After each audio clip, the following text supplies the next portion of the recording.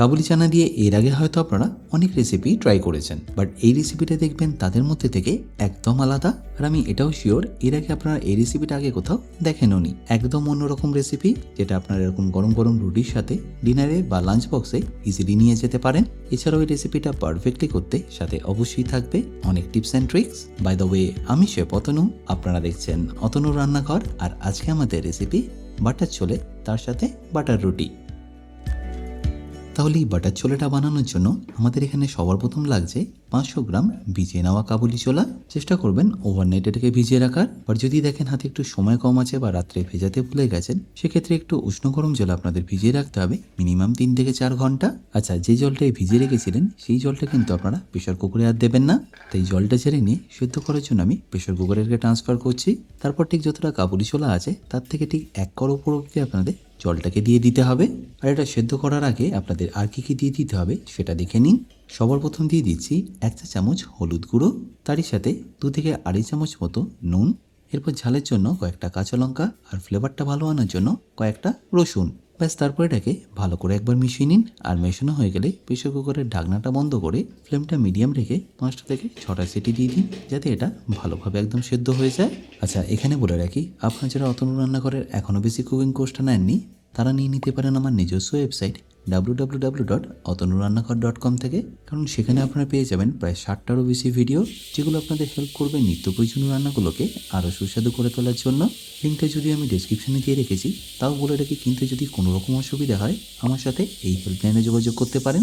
আচ্ছা, এটা যতক্ষণ কুক হচ্ছে আমি খুব তাড়াতাড়ি এখানে ময়দাটা মেখে নেবো। বেসিক্যালি রুটিটা আমরা আটা দিয়ে করে থাকি, বাট আমি এখানে যে রুটিটা বানাবো সেটা কিন্তু ময়দা দিয়ে বানাবো। তার জন্য একটা বাটিতে আমি নিয়ে নিচ্ছি 400 গ্রাম ময়দা, আর তারই সাথে নিয়ে নেবো 100 গ্রাম আটা। ছোলার এই রেসিপিটার সাথে দেখবেন ময়দার রুটিটা খেতে দারুণ সুন্দর লাগবে। আর এটা মাখতেও খুব বেশি ঝামেলা নেই। সামান্য একটু নুন দিয়ে দেবেন, তারপর সেটাকে একবার ভালো করে মিশিয়ে দিয়ে পরিমাণ মতো জল দিয়ে এটাকে ভালো করে মেখে নিন। আমরা রুটির জন্য যেরকম নরমভাবে মেখে থাকি সেইভাবেই আপনাদের মেখে নিতে হবে। খুব বেশি শক্ত করে দিলে আবার রুটিগুলো ভালোভাবে দেখবেন ফুলবে না।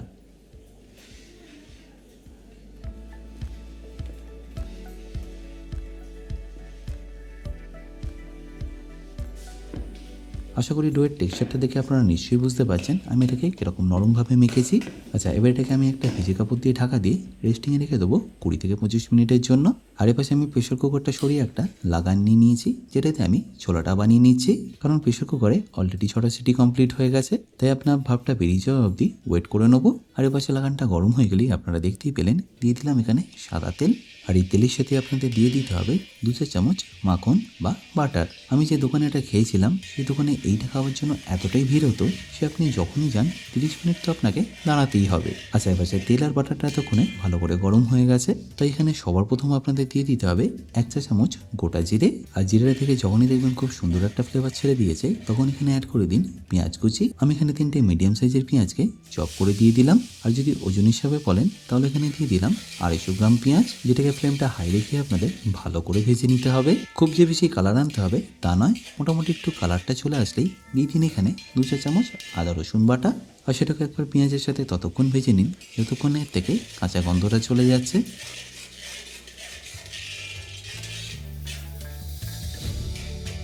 আর তারপর যখনই দেখবেন এর থেকে কাঁচা গন্ধটা চলে গেছে, তখন এখানে অ্যাড করে দিন ঝালের জন্য কাঁচা লঙ্কা। আপনারা যতটা ঝাল পছন্দ করবেন সেই অনুযায়ী এখানে কাঁচা লঙ্কাটা দিয়ে দেবেন। আর তারপরে এই কাঁচা লঙ্কার সাথে সাথে আপনাদের দিয়ে দিতে হবে টমেটো কুচি। আমি এখানে 300 গ্রাম টমেটোকে একটু বড় বড় করে চপ করে নিয়েছি। আচ্ছা, এই সময় আপনারা ফ্লেমটাকে কিন্তু হাই করে দিতে পারেন।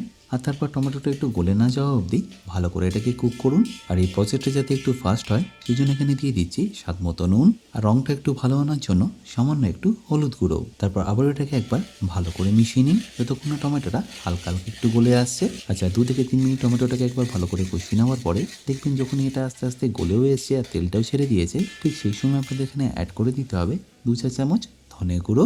আর এই ধনে গুঁড়ো ছাড়া আপনাদের এখানে আর অন্য কোনো মশলা অ্যাড করতে হচ্ছে না। তাহলে নিশ্চয়ই বুঝতে পারছেন কত সিম্পল এটা বানানো। আর ধনে গুঁড়ো দেওয়ার পর একবার ভালো করে এটাকে মিশিয়ে নিলেই দেখবেন তেলটা আস্তে আস্তে ছেড়ে দিচ্ছে। সেই স্টেজে আমরা এখানে সেদ্ধ করে রাখা কাবুলি ছোলাটা অ্যাড করে দেবো। বাট তার আগে দেখিয়ে দিই কাবুলি ছোলাগুলো কত ভালোভাবে সেদ্ধ হয়েছে। আশা করি দেখে নিশ্চয়ই বুঝতে পারলেন এটা কত পারফেক্টলি সেদ্ধ হয়েছে। ব্যাস, এবার এই ছোলাটাকে আপনারা পুরোটাই অ্যাড করে দিন মশলার মধ্যে। আর পুরোটাই ট্রান্সফার হয়ে গেলে প্রথমে একবার খুন্তি দিয়ে এটাকে ভালো করে মিশিয়ে নিন।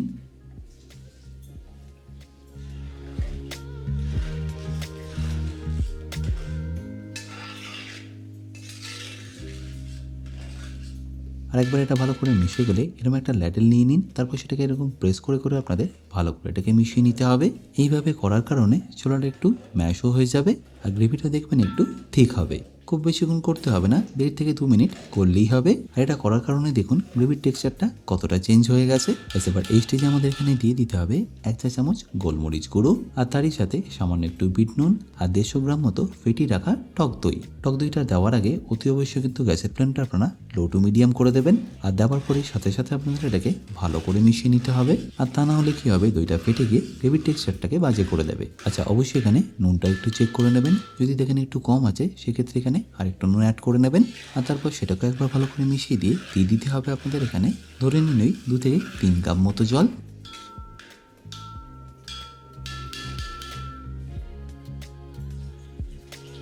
এবার আপনাদের গ্যাসের ফ্লেমটা হাই রেখে 3 থেকে 4 মিনিট আপনাদের এটাকে ভালো করে একবার ফুটিয়ে নিতে হবে। তাহলে দেখবেন দইটা মশলার সাথে খুব ভালোভাবেই মিশে যাবে আর সব কিছু একদম পারফেক্টলি কুক হবে। আচ্ছা, এটা যতক্ষণ ফুটছে আমি খুব তাড়াতাড়ি আপনাদের রুটিটাও বানিয়ে দেখাচ্ছি। তার জন্য মেখে রাখা ময়দাটাকে আমি আগে টেবিল টপে নিয়ে নিচ্ছি। আচ্ছা, এবার এই ময়দার যে চটচটে ভাবটা আছে সেটাকে অ্যাভয়েড করার জন্য প্রথমেই ডোয়ের ওপর সামান্য একটু ময়দা ছড়িয়ে নেবো আর হাতেও একটু ময়দা এইভাবে লাগিয়ে নেবো যাতে এটা হাতে আটকে না যায় আর যাতে রুটির লেচিগুলো আমরা ইজিলি কেটে নিতে পারি। আচ্ছা, এবার আমি একে একে রুটির লেচিগুলোকে কেটে নেব।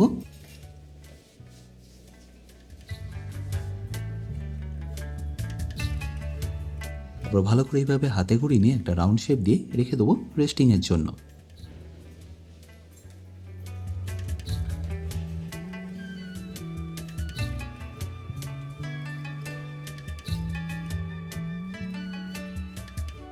এবার যখন সব কটা লেচি কাটা হয়ে যাবে রেখে দিন এটাকে 2 থেকে 3 মিনিটের জন্য রেস্টিংয়ে। আর ততক্ষণে পাশে আমাদের ছোলাটাও রেডি হয়ে গেছে, তাই এটাকে ফিনিশ করার জন্য আমি এখানে দিয়ে দিচ্ছি সামান্য একটু গরম মশলা আর আগে থেকে কেটে রাখা ফ্রেশ ধনেপাতা। ব্যাস, তাহলেই রেডি আপনাদের বাটার ছোলে।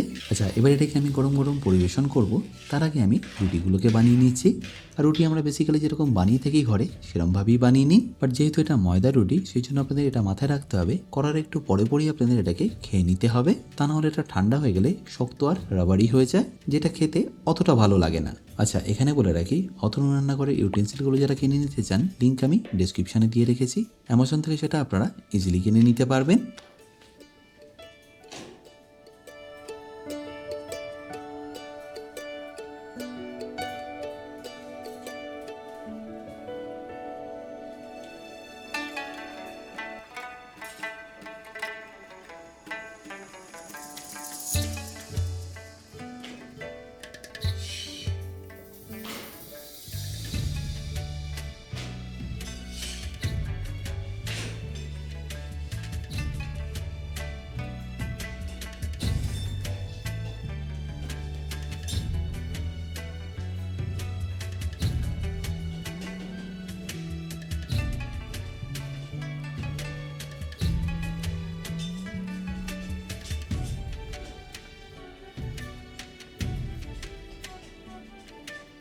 আর এপাশে দেখুন গরম গরম রুটিও আমাদের রেডি হয়ে গেল।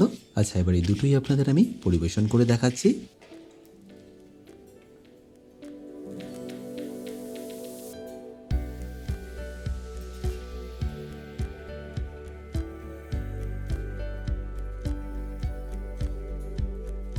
আশা করি সহজ রেসিপিটা আপনাদের নিশ্চয়ই ভালো লাগবে, আর ভালো লাগলে প্রতিবারের মতো আমাকে কিন্তু কমেন্টে জানাতে ভুলবেন না। বাই দ্য ওয়ে, আমি শেফ অতনু, আপনারা দেখছিলেন অতনুর রান্নাঘর। দেখা হচ্ছে আপনাদের সাথে আর একটা নতুন রেসিপি নিয়ে নেক্সট এপিসোডে। ভালো থাকবেন, সুস্থ থাকবেন।